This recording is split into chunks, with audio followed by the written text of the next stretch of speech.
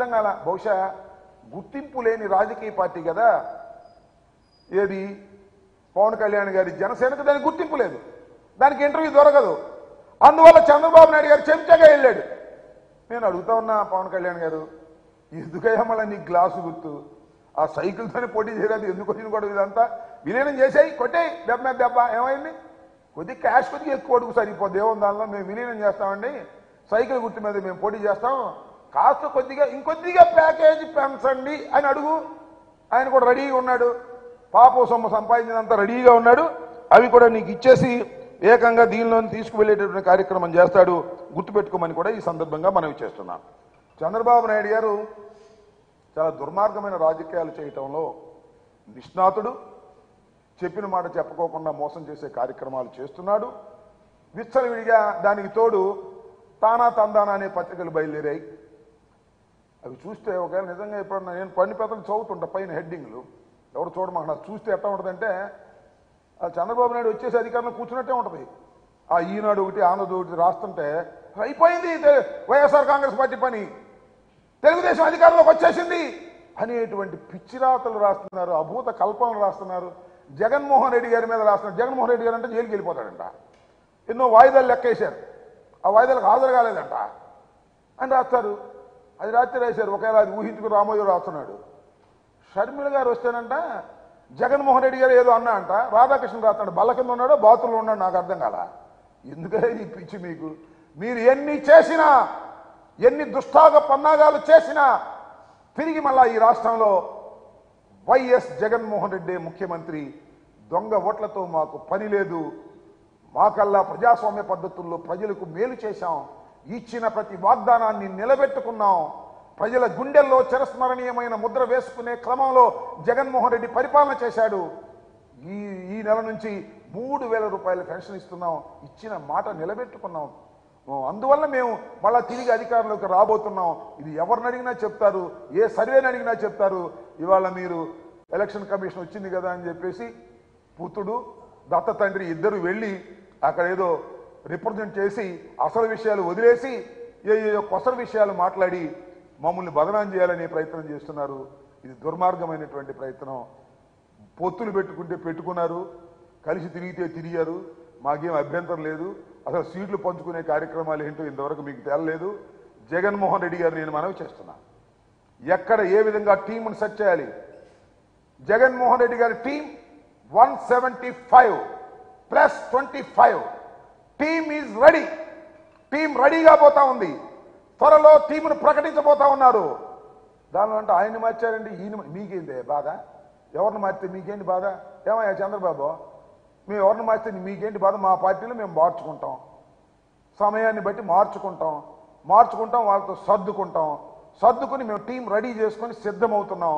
దానికి నువ్వేంటి ఆయన మార్చారే ఏంటో బాధ, ముసలి కన్నీ ఈయన్ని మార్చలేదే ఏందో, నువ్వు చెప్పినట్టు మార్చాలా మేము, నాకు అర్థం కాలేదు. నీ పార్టీలో నీ సంగతి చూడు. చాలా చిత్రం ఏంటంటే మీ అందరికీ మనవి చేస్తా, ఈనాడు ఎంత దౌర్భాగ్యంగా ఉంది అంటే, అంబటి రాయుడు క్రికెట్ ప్లేయర్ వైఎస్ఆర్సీపీలో చేరాడు, T20కి దుబాయ్లో ఆడటానికి వెళ్ళబోతున్నాడు, రాజీనామా చేశాడు, రాజకీయాల్లో ఉండకూడదు అని వెళ్ళి, అది ఫ్రంట్ పేజీ వార్త. అంబటి రాయుడు వైఎస్ఆర్సీపీకి రాజీనామా. 5 సంవత్సరాలు ఎంపీగా ఉన్నాడు. కేసినేని నాని వాళ్ళ అమ్మాయి కార్పొరేటర్గా ఉంది. జీర్ణించుకున్న తెలుగుదేశం నాయకుడు, చంద్రబాబు అమ్మడు తిరిగినవాడు, రాజీనామా చేస్తే అది ఈనాడులో ఆఖరి పేజీ వార్త. ఏం పోయేగాలం వచ్చింది రామోజీ, నాకు అర్థం కాలేదు. ఇలా ఏదో ఒక విధంగా మ్యానిపులేట్ చేసి ఆంధ్రజ్యోతి, ఈనాడు చంద్రబాబు నాయుడు ఏదో గొప్పగా చూపించాలని, జగన్మోహన్ రెడ్డి గారిని చిన్నగా చేయాలని, దుర్మార్గుడిగా చేయాలని మీరు చేసే ప్రయత్నాలు ప్రజలకు అర్థమయ్యాయి. మీరు కక్కే విషం స్పష్టంగా తెలిసిపోతుంది. అందువల్ల ప్రజలు అర్థం చేసుకున్నారు, టోటల్గా ప్రజలు అర్థం చేసుకున్నారు ఈ రాష్ట్రంలో ఉన్నటువంటి పరిస్థితిని. ఈనాడు, ఆంధ్రజ్యోతి, TV5, ఈటీవీ ఇలాంటి పత్రికలు, ABN వాళ్ళు చూపించేటటువంటి విషయాలన్నీ కూడా విషం కక్కే విషయాలు తప్ప వాస్తవాలు కావనే విషయాన్ని తెలుసుకున్న తర్వాత కూడా మీరు ఏదో ఎగబడుతున్నారు, ఏదో రాస్తున్నారు, రాసుకోండి, మాకేం అభ్యంతరం, మీ పత్రిక మీరు రాసుకోండి. ఏదో స్వామి చెప్పినట్టు మీ జాంకాయ మీరు తినండి. ఎక్కడ ముంచుకు తింటారో ఎక్కడ తింటారో మీరు తినండి. మీ పత్రికల్లో మీరు రాసుకోండి. మీరు రాసుకున్నా ఏ విధమైనటువంటి ఇబ్బంది మాకు లేదు. జగన్మోహన్ రెడ్డి గారు ఒక స్పష్టమైన స్వచ్ఛమైన పరిపాలన చేసి రెండవసారి ఎన్నికలకు సిద్ధమవుతున్నారు. టీం సిద్ధమవుతుంది. ఎన్నికలకు వెళ్ళబోతున్నాం. అత్యంత ఆత్మవిశ్వాసంతో ఎన్నికలకు వెళ్ళబోతున్నాం. ఎవరిని కలుపుకోము, సింగిల్గానే వెళ్తాము. 175+25 వెళ్ళి మొత్తం కొట్టుకొని తిరిగి వస్తాం. గుర్తుపెట్టుకోండి, మిమ్మల్ని చిత్తుగా ఓడిస్తాము. చంద్రబాబు పవన్ కళ్యాణ్ కలిసిన సీట్లు సర్దుకున్నా ఏమైనా గెలుపు మాత్రం వైఎస్ఆర్సీపీదే. ఎందరూ కలిసినా మమ్మల్ని ఏమీ చేయలేరని ఈ సందర్భంగా తెలియచేస్తూ ఎన్నికల కమిషన్ దగ్గరికి వెళ్ళి పిచ్చి పిచ్చి వేషాలు వేసేటటువంటి చంద్రబాబు నాయుడు గారికి ప్రజాస్వామ్యం పట్ల విలువ లేదు, ప్రజాస్వామ్యం మీద నమ్మకం లేదు, మ్యానిపులేషన్ మీద మాత్రమే నమ్మి రాజకీయాలు చేసినటువంటి వ్యక్తి. ఆయన నిజస్వరూపం ప్రజలకు అర్థమైంది.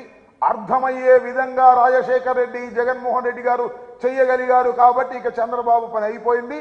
సాపా సంకా సర్దుకొని హైదరాబాద్ స్వగృహానికి వెళ్ళవలసినటువంటి పరిస్థితి ఏర్పడుతుంది after this election. Thank you. ఇంకా ప్రతి నియోజకవర్గంలో టీడీపీ ఎస్ ఇందాక చెప్పాడు ఒక ఆయన, చంద్రబాబు నాయుడు గారు చెబుతుంటే విన్నా, ఏ హైదరాబాద్లో ఉంటే ఇక్కడ ఓటు ఉండకూడదా, కర్ణాటకలో ఉంటే ఇక్కడ ఓటు ఉండకూడదా, వలస వెళ్ళిపోయారంటే కర్ణాటక నుంచి, ఇక్కడ నుంచి కర్ణాటకకి హైదరాబాద్కి. మరి హైదరాబాద్ చాలా మంది వెళ్ళారు, నువ్వు గవర్నమెంట్లో ఉన్నప్పుడు కూడా వెళ్ళారు. నేను ఒకటి మనవి చేస్తున్నా, హైదరాబాద్లో ఉన్నా, ఢిల్లీలో ఉన్నా, కర్ణాటకలో ఉన్నా, మద్రాసులో ఉన్నా ఇక్కడ ఓటు ఉండవచ్చును, నో సందేహం, నో డిస్ప్యూట్. అయితే హైదరాబాద్లో ఒక ఓటు, ఇక్కడ ఒక ఓటు, అది కుదరదు నాయన, అది ప్రజాస్వామ్యం కాదు బాబు. హైదరాబాద్లోనే మన ఓట్లు వేస్తారు, మళ్ళీ ఇక్కడికి వచ్చి ఇక్కడ ఓట్లు వేస్తారు. ఇది ఎట్లా ప్రజాస్వామ్యం అవుతుంది చెప్పండి?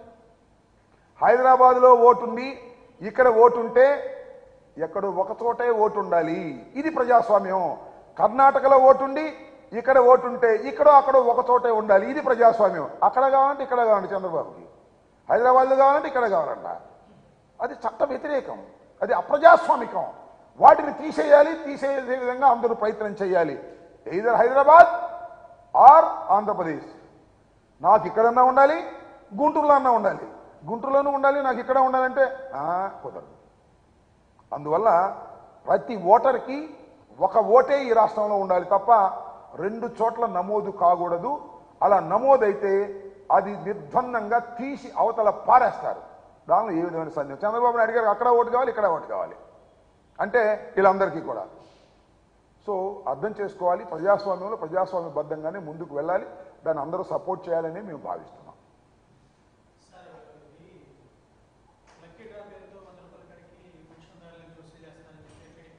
ఎవరు? టీడీపీ వాళ్ళు మాట్లాడుతుంటారు. టీడీపీ వాళ్ళకి కాస్త పిచ్చి ఎక్కువ, నా మీద భయం ఎక్కువ. అందువల్ల నా మీద చాలా విమర్శలు చేస్తుంటారు. అన్ని విమర్శలకు స్పందించవలసిన అవసరం లేదు. స్పందించవలసినటువంటి విమర్శలు ఎవరైనా చేస్తే నేను మాట్లాడతాను. ఎవరు మాట్లాడారు? కన్నా లక్ష్మీనారాయణ మనం మాట్లాడతాను. కన్నా లక్ష్మీనారాయణ గారు నా మీద చాలా మాట్లాడతాడు. ఆయన అందుకనే ప్రతి పార్టీలో చేరటం, దానికి ఒక కన్నం వేయటం, ఆ కన్నం దొరపడి ఇంకో పార్టీలో చేరటం, మళ్ళీ ఆ పార్టీకి కన్నం వేయటం, మళ్ళీ ఇంకో పార్టీలో దొరకటం. ఇవాళ లీడర్లు అనేక రకాల పార్టీ క్లైంట్స్తో వాదిస్తుంటారు. అట్లాగే పవన్ కళ్యాణ్ మన కన్నా లక్ష్మీనారాయణ గారు కూడా కాంగ్రెస్ తరఫున వాదించాడు, బీజేపీ తరఫున వాదించాడు, ఇప్పుడు తెలుగుదేశం తరఫున వాదిస్తున్నాడు, రేపు జనసేన తరఫున, సిపిఐ తరఫున, సిపిఎం తరఫున కూడా వాదిస్తాడు. ఈ కన్నంలో దూరి ఆ కన్నంలో దూరి కన్నంలో అన్ని కన్నాల్లో దూరేటటువంటి మహానుభావుడు కన్నా లక్ష్మీనారాయణ గారు. అలాంటి కన్నా లక్ష్మీనారాయణ గారు విమర్శలకి స్పందించవలసిన అవసరం ఉంటే స్పందిస్తాను, స్పందించవలసిన అవసరం లేకపోతే స్పందించను. ఓకే, ఇంకా రైట్.